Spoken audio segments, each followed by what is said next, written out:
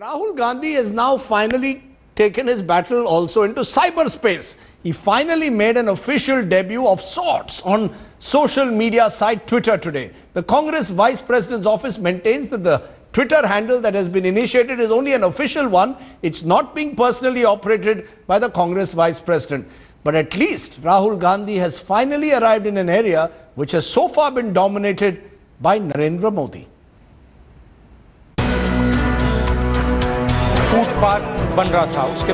He's feisty, aggressive, and as part of his new avatar, now also on Twitter. Rahul Gandhi has finally made his social media debut. He's now on Twitter as Office of RG.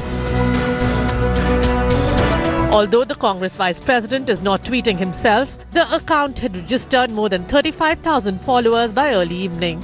The account has so far sent out 3 tweets, one giving out information about Rahul Gandhi's Padyatra in Telangana, and another one was a video of his speech in Lok Sabha today. Rahul Gandhi made his Twitter debut, but for all practical purposes, it would be the office of Rahul Gandhi who would be handling this account. The handle goes with Office of RG. Well, that is what the handle is. He's only following 3 handles. A quick look at what these handles are, and understandably, he's following the NSUI, the youth wing of the Congress, and of course, the Congress official handle there. Rahul's Twitter debut created a huge buzz both online and off. Welcome to the world, as I said, and Rahul Gandhi should keep tweeting, because we also need to know which is the next village and city he is visiting, so that we can also have our arsenal in place, so that he says something and we can have a counterpart on that. It is not following the leader in the case of Rahul going following Modi, but a factor of the BJP playing Ringa Ringa Roses. While those in the Congress saw it as another step in the right direction by their leader, the opposition was not too impressed with Rahul's Twitter splash. Well, I think he, as he has displayed to all of you over the last 3 weeks, he is interacting with every single person across the spectrum. He should be prepared to indulge in dialogue, because social media is a great leveler. And one of the most important things about social media is that it's a two-way dialogue. It's not a one-way dialogue. Rahul Gandhi's social media outreach is being seen as a way to connect with the youth, a factor considered crucial in Prime Minister Narendra Modi's election to power last year. While Rahul Gandhi's fan following on Twitter is growing rapidly, the question really is that will he be able to match Prime Minister Narendra Modi's popularity? With Mahasiddiqui and Vijay Kripal Singh, this is Mosmi Singh in Delhi for Headlines Today. And joining me now is the Neta who started the Twitter craze among Indian politicians, Shashi Tharoor. Shashi Tharoor, we have Rahul Gandhi finally, in some form at least, on Twitter. A little late in the day, would you say? Well, look, I've been an unsuccessful persuader at getting him to do Twitter sooner.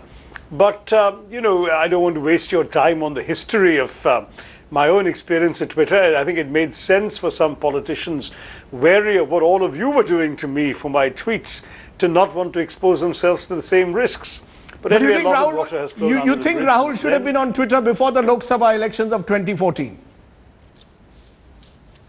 I felt that it's a very useful means of communication. And, it's no accident that at a time when the Congress party was still reeling at the sort of mishaps that I was suffering, that the BJP became a very quick adopter.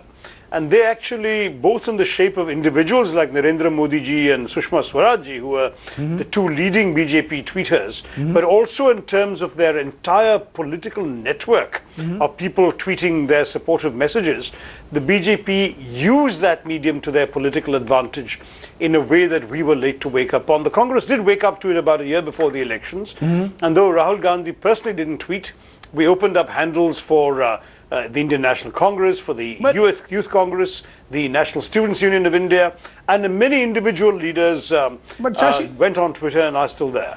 But, Shashi Tharoor, the handle itself is Office of RG. It looks extremely officious.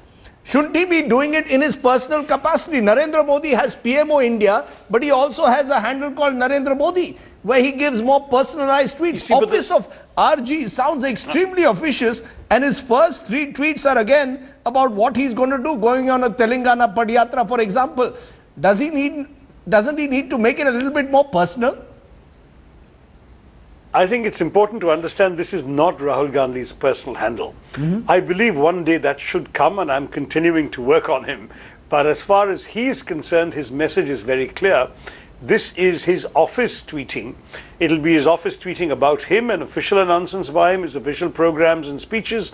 This is not one where he's going to talk about whether he likes mangoes or not, or a cricket match he's seen, or his personal opinion on whether Gandhiji's birthday should be a holiday, or any of those things. That's not what this is all about. That's why he's going to remain a distant remote figure still. He's still distant, remote, inaccessible in that sense. Wait, but let me explain, Rajdeep. He understands the difference. And what he's saying is, as far as Rahul Gandhi is concerned, he doesn't want to do what people like Narendra Modi are doing, which is to have their personal name but have a staff doing it. In the case of Rahul Gandhi, the day there is a Rahul Gandhi handle, you can be sure he'll be writing those tweets himself. And he feels he doesn't have the time yet to do justice to it. And I respect that. I mean, I write my own tweets, and I know how time-consuming, demanding, and difficult it can be. Whereas there are many politicians out there who use their personal name, and Barack Obama has 58 million followers despite this. He has a team writing his tweets. Is it a double-edged sword? Want to do that, and I respect him for his integrity. Is it a double-edged sword, as you yourself found out, that when you go on Twitter in 140 characters, you sometimes try and explain a complex issue, or you try and be, try and be a little funny at times and get caught up in all kinds of your famous cattle class remark, for example. Is it a double-edged sword? It is a double-edged sword, Rajdeep. There's no getting away from the fact that when you're out there in a forum like this, it can be as destructive as helpful. But you learn. First of all, you can learn from the mistakes of others, including me, over the years. And secondly, you can also learn by doing. I mean, let's face it, all these folks have made mistakes, including Mr. Modi and Sushma ji. Do you remember the time when Sushma Swaraj issued a tweet that got into huge trouble within her own party because it looked like she was praising Prime Minister Manmohan Singh? And she had to quickly backtrack, saying she was imprecise because there was only 140 characters. People learn. Omar Abdullah, who's a wonderful tweeter, and I think is a very skilled tweeter, once issued a tweet where a lot of well-wishers immediately got him saying, delete this immediately, it'll haunt you for the rest of your political life. And he did tweet it, he did delete it. I don't know what the tweet said, but all the advice to delete is still available on Twitter. But so that's the sort of thing that can happen even to experienced tweeters, and that's perhaps the risk that Rahul doesn't yet right now feel ready to take. The other risk is that Narendra Modi, whoever writes his tweets, whether he does it himself, and I'm told he sometimes oversees at least who's writing what, has 12 million Twitter followers. So Rahul has a lot of catching up to do. So everyone is going to say, you know, is going to compare Rahul with Narendra Modi, and that won't be easy again. But Rajdeep, that's what's happened now today with people in the positions of someone like Mr. Modi or Rahul Gandhi. You don't actually just need the followers.